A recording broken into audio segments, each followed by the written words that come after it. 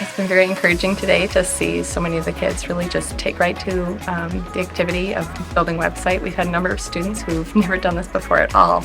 And what's amazing in this field is we have the power of Google always at our fingers, and they're taking to it, and they're actually making web pages, even though they never have before. I'm happy to be here today and just to work with all of the kids and help them in their web development. I like seeing the students outside of the classroom, applying their skills, things that they've learned. You really get to see students' personalities when they're interacting with students that are outside of their typical friend zone. It's just super fun. I look forward to it every year, and I was excited, and I think the students feel the energy and excitement that I have. We get buy-in from the students, and they're here having a good time today.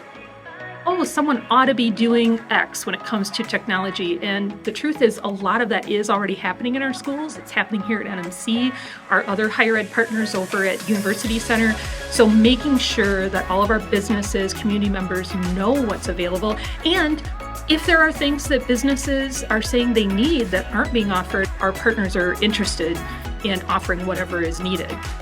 We've actually got an early college set up with them now. So we have students that'll do their 2 years with us at CTC, and then they spend 1 year up here, and they'll have an associate degree when they're done.